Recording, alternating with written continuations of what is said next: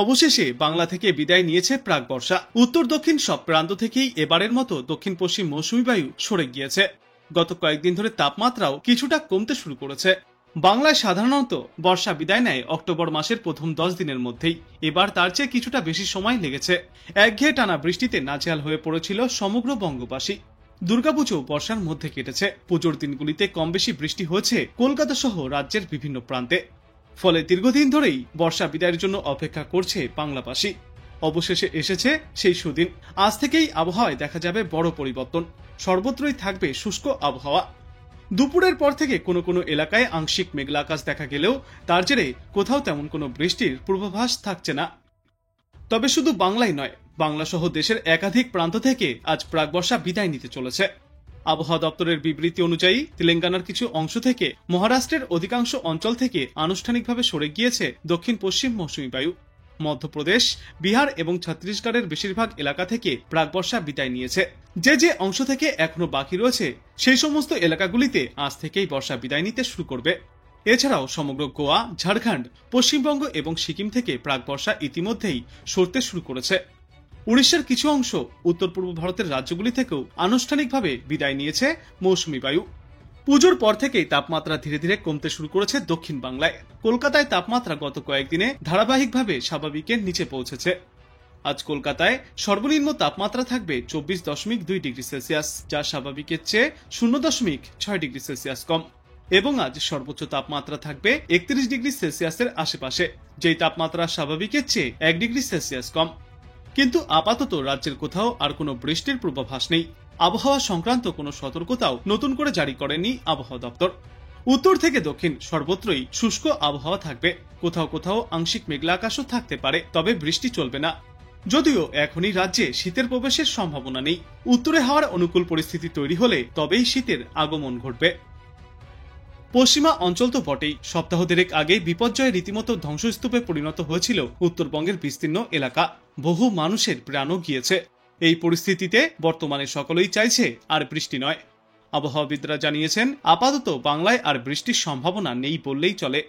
দক্ষিণ বাংলাদেশের ওপর যে ঘূর্ণাবর্ত তৈরি হয়েছে, তবে তার জেরে আর বৃষ্টির সম্ভাবনা নেই বললেই চলে। দু একটি জায়গায় স্থানীয়ভাবে বজ্রগর্ভ মেঘ থেকে কয়েকটি এলাকায় সামান্য ছিটেফোঁটা বৃষ্টির সম্ভাবনা রয়েছে, তবে সেই বৃষ্টি বেশি সময় স্থায়ী হবে না। বুধবারের মধ্যেই আবহাওয়ায় বড় পরিবর্তন আসতে চলেছে। সমগ্র বাংলা জুড়েই থাকবে শুষ্ক আবহাওয়া, অর্থাৎ সমগ্র বাংলা থেকেই প্রাক বর্ষা বিদায়ের সময় ঘনিয়ে এসছে। আবহাওয়া দপ্তরের পূর্বাভাস মোতাবেক আজ কলকাতায় সর্বোচ্চ এবং সর্বনিম্ন তাপমাত্রা থাকতে পারে যথাক্রমে 32 ডিগ্রি সেলসিয়াস এবং 25 ডিগ্রি সেলসিয়াস। গতকাল কলকাতায় সর্বোচ্চ তাপমাত্রা ছিল 31.6 ডিগ্রি সেলসিয়াসে, যেই তাপমাত্রা আজ থাকবে সর্বোচ্চ 32 ডিগ্রি সেলসিয়াসে, যা স্বাভাবিকের তুলনায় 1 ডিগ্রি সেলসিয়াস কম। এবং সর্বনিম্ন তাপমাত্রা থাকবে আজ 24.2 ডিগ্রি সেলসিয়াসে। বিশেষজ্ঞরা জানিয়েছেন, দক্ষিণবঙ্গ থেকে এবার প্রাক বর্ষা বিদায় নিতে চলেছে। আপাতত নিম্নচাপ বা ঘূর্ণাবর্তের কোনো প্রভাবও নেই, তাই আজ বা আগামী কয়েকদিনে দক্ষিণবঙ্গের কোনো জেলাতেই কোনো বৃষ্টির পূর্বাভাস নেই।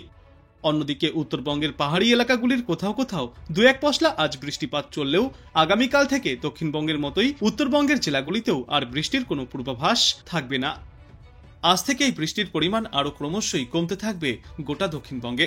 তাই দক্ষিণবঙ্গের কোনো জেলার জন্যই আর আবহাওয়া সংক্রান্ত কোনো সতর্কতা জারি করা হয়নি। আজ সোমবার কলকাতা সহ দক্ষিণবঙ্গের বাদবাকি জেলাগুলিতেও বিক্ষিপ্তভাবে হালকা থেকে মাঝারি বৃষ্টির সম্ভাবনা রয়েছে। এদিন বজ্রপাতের পূর্বাভাসও রয়েছে বিক্ষিপ্ত বৃষ্টিপাতের সঙ্গে। বিশেষ করে উপকূলবর্তী জেলাগুলিতে এই বৃষ্টির পরিমাণ এবং ব্যাপকতা কিছুটা বেশি থাকবে। আর সকালের দিকে পরিষ্কার আকাশের দেখা মিললেও দুপুরে এবং বিকালের দিকে আংশিক মেঘলা আকাশের দেখা পাওয়া যাবে। দিনে সর্বোচ্চ তাপমাত্রা থাকবে 32 থেকে 33 ডিগ্রি সেলসিয়াসে এবং সর্বনিম্ন তাপমাত্রা থাকবে 25 ডিগ্রি সেলসিয়াসের আশেপাশে। অন্যদিকে উত্তরবঙ্গ থেকে আজই প্রাক বর্ষা বিদায় নিতে চলেছে। আজ আংশিক মেঘলা আকাশ থাকবে। স্থানীয়ভাবে কোথাও কোথাও বৃষ্টির সম্ভাবনাও রয়েছে, তবে তা খুবই সামান্য। মঙ্গলবার পর্যন্ত দার্জিলিং, জলপাইগুড়ি এবং কালিম্পংয়ের কিছু কিছু জায়গায় বিক্ষিপ্তভাবে হালকা বর্ষণ চলবে। তারপর বুধবার থেকে আর বৃষ্টি হওয়ার কোনো পূর্বাভাস নেই উত্তরবঙ্গে।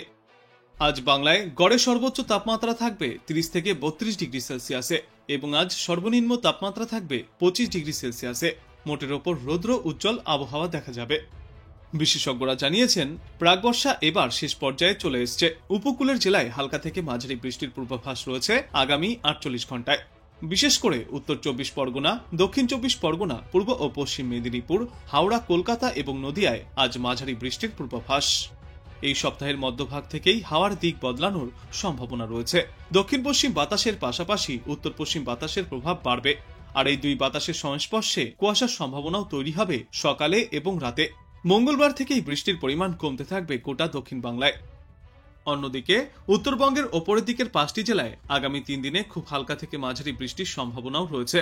তবে এই মুহূর্তেই আর উত্তরবঙ্গের জেলাগুলিতে ভারী বর্ষণের কোনো পূর্বাভাস নেই। বুধবার পর্যন্ত বিক্ষিপ্ত বৃষ্টিপাত জারি থাকলেও উত্তরবঙ্গের জেলাগুলি থেকে এবার বিদায় নিতে চলেছে প্রাক বর্ষা। এবার ধীরে ধীরে কমতে থাকবে বৃষ্টির পরিমাণ এবং তাপমাত্রা।